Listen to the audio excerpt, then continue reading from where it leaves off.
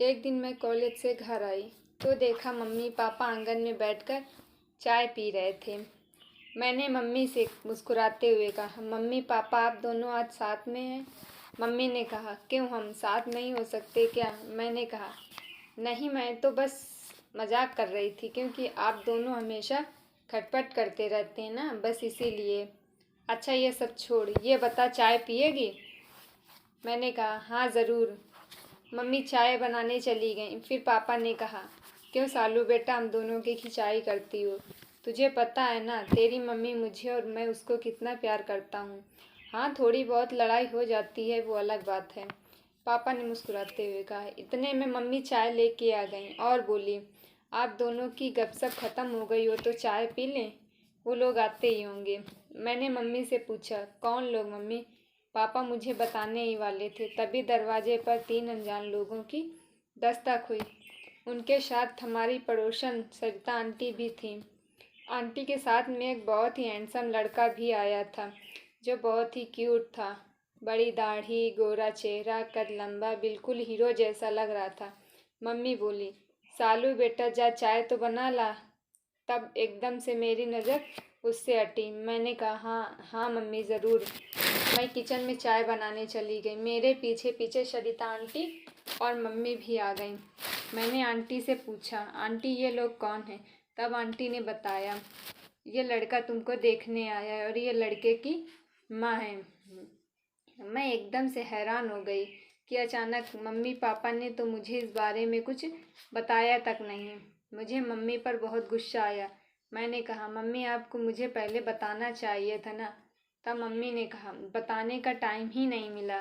सरिता aunty के रिश्तेदार हैं, घर आए हुए थे तो उन्होंने कहा एक बार मिल लेते हैं। लड़का भी अच्छा है, घर भी अच्छा है, उनका खुद का बिजनेस है। मुझे लड़का तो पसंद था लेकिन अचानक शादी के बारे में सोचना मेरी तो कुछ समझ नहीं आ रहा था। फिर पापा आ गए। बेटा चाय बन गई हो तो ले आओ। मेरे सर में हाथ रखते हुए पापा ने कहा, हाँ पापा लाई। और मैं चाय लेके बाहर आ गई। मुझे नहीं पता था कि इस दिन के बाद मेरी ज़िंदगी पूरी तरह बदलने वाली है। सुख की जगह दुख मेरी ज़िंदगी में दस्तक देने वाला था। फिर मैंने सबको चाय दिया। पापा ने कहा, बेटा अगर तुम दोनों को अकेले में बात करनी हो तो कर सकते हो। पर रोहन ने तो तुरंत मना कर दिया, अंकल मुझे कोई बात नहीं करनी, मुझे लड़की पसंद है। मैं हैरान थी कि ऐसे कैसे। मैं अपनी आने वाली ज़िंदगी के बारे में कुछ बातें करना चाहती थी लेकिन फिर मैंने भी पापा को मना कर दिया। पापा मुझे भी नहीं बातें करनी, मुझे भी लड़का पसंद है। मम्मी पापा इस रिश्ते से खुश थे पर कुछ अजीब लग रहा था। पापा ने मुझसे पूछा, सालू बेटा रोहन कैसा लगा? मैंने कहा, जिसमें आपकी और मम्मी की खुशी है उसी में मैं खुश हूँ। पापा खुश थे। मैंने भी मम्मी पापा की खुशी के खातिर इस रिश्ते के लिए हाँ कर दी। पर मेरा मन इस रिश्ते के लिए नहीं मान रहा था। फिर हमारी और राहुल की शादी भी तय हो गई। पापा ने पंडित जी को बुलाया। 1 हफ्ते बाद का मुहूर्त निकला है, मम्मी ने मुस्कुराते हुए कहा। सब खुश थे पर रोहन के चेहरे पर कोई खुशी नज़र नहीं आ रही थी। धीरे धीरे हमारी शादी का दिन भी आ गया। शादी वाले दिन राहुल का कॉल आया। राहुल बोला, सालू मुझे तुम्हें कुछ बताना है। मैंने कहा, हाँ बोलो। पीछे से मम्मी आ गई। बोली, अरे बेटा अब क्या फ़ोन पर बात कर रही हो? अब तो कल सुबह वहीं जाना है, कर लेना जितनी बातें करनी है। अभी जल्दी तैयार हो जाओ, बारात आने का समय हो रहा है। इतना कह के मेरे हाथ से फ़ोन छीन लिया और मुझे तैयार करने लगी। यही सोच रही थी आखिर राहुल मुझे क्या बताने वाला है। कुछ समय बाद बारात भी आ गई और हमारी शादी भी हो गई। जब शादी करके मैं अपने ससुराल गई तो देखा मेरे साथ सब ऐसे पेश आ रहे थे जैसे मैं कोई नई नवेली दुल्हन नहीं बल्कि नौकरानी हूँ। ना तो मेरा गृह प्रवेश हुआ और ना ही वो सब रस्में जो एक दुल्हन के साथ की जाती हैं। मेरी सास ने चिल्लाते हुए कहा, सालू किचन में बर्तन पड़े हैं, सारे मेहमान तो चले गए हैं, ये सब अब तुम्हें ही करना है। कपड़े बदल लो और ये सब साफ करो आके। मैंने सोचा, क्या एक नई दुल्हन के साथ ऐसे ही किया जाता है? मेरे मन में कई सवाल तो थे, बहुत थे, पर मेरे मम्मी पापा के संस्कार ये सब बोलने से मना कर रहे थे। मैंने अपनी साड़ी कमर से बांधी और किचन में चली गई। मैं रह रहे यही सोच रही थी कि राहुल मुझसे मिलने एक बार भी नहीं आया, कि मैं क्या कर रही हूँ, कहाँ हूँ, आखिर ये सब मेरे साथ ऐसा क्यों कर रहे थे। जब मैं किचन का काम ख़त्म करके राहुल के कमरे में पहुँची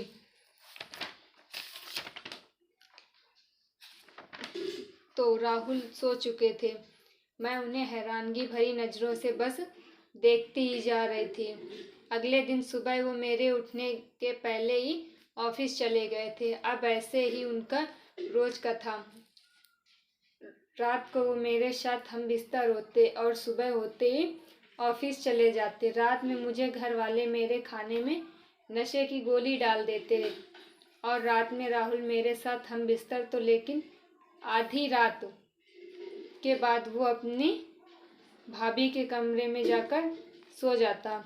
ऐसा 3-4 महीनों तक चलता रहा और मैं प्रेग्नेंट भी हो गई। एक दिन मैंने रात में खाना नहीं खाया और यह जानने के लिए मैंने सोने का नाटक किया कि राहुल आखिर रात में अपनी भाभी के कमरे में सोने क्यों जाता है।